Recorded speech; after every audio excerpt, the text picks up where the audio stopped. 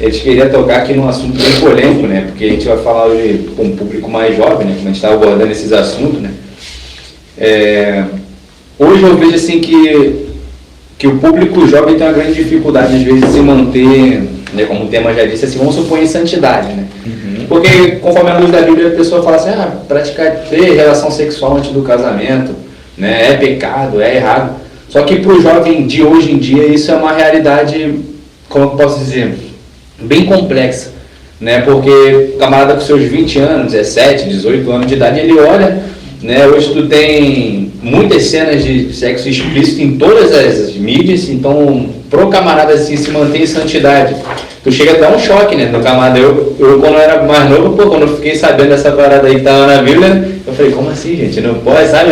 Pra mim já foi um choque, e sou jovem ainda, mas o pessoal que tá vindo nessa leva agora, né, essa onda de chegar na igreja e ouvir talvez essa ministração, de ter que esperar o casamento, tipo assim, quais ferramentas vocês dariam para esse jovem se manter firme hoje no mundo que ninguém é de ninguém, né? Hoje tá lá avulso, tá lá da vácuo, esse negócio aí que ninguém quer um compromisso, né? Já que eu posso ser de todo mundo pode ser meu, por que eu vou me incomodar com uma pessoa só às vezes?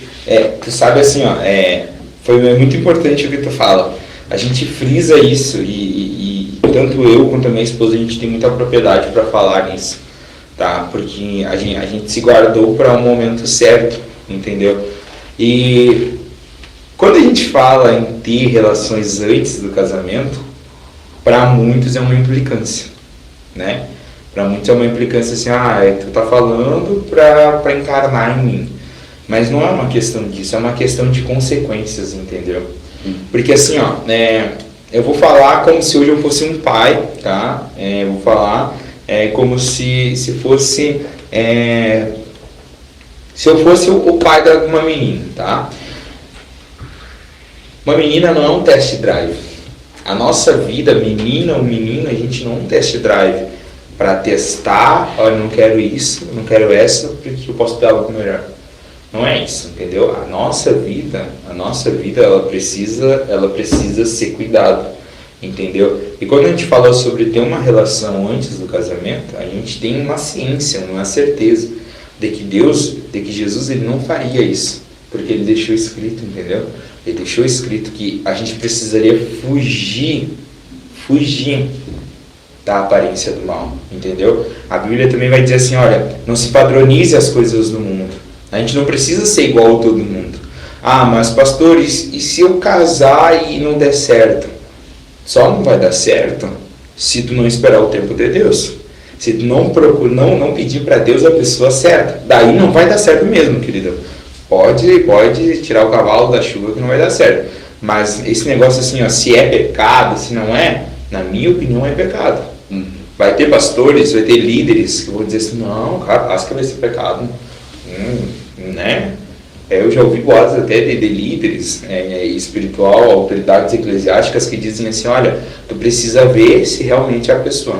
Não é isso, entendeu? Porque assim, a gente precisa ter um cuidado muito cuidadoso, entendeu? Por quê? Por causa que a gente é o templo do Espírito Santo. A gente é algo que Deus ele criou na sua perfeição. Porque Deus disse o seguinte, olha, lá no início, lá em Gênesis, ele vai dizer assim, que ele disse para a terra produzir árvore, e a terra produziu árvore. Ele disse, olha, árvore, produza frutos. Eu estou falando na minha versão, tá, gente? Mas na Bíblia, se você for ler, você vai entender. Ele disse, árvore, produza frutos. A árvore produziu frutos. Mas só que quando eu acredito numa conversa lá entre os anjos, lá, ele disse, aí o homem? Não, o homem vai ser a minha imagem e semelhança. A questão é, Deus faria o que a gente quer fazer? A gente não precisa se padronizar o mundo. A gente precisa santificar o mundo. Mas na minha faculdade acontece isso, querido. Se lá acontece, você precisa ser a luz lá.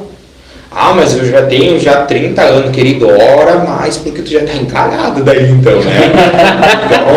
Então, dá mais uma focada aí na tua oração. Mas pastor, na minha família tem um antecedente que todo mundo é meio viciado nisso. Querido, isso é uma maldição, precisa ser quebrado.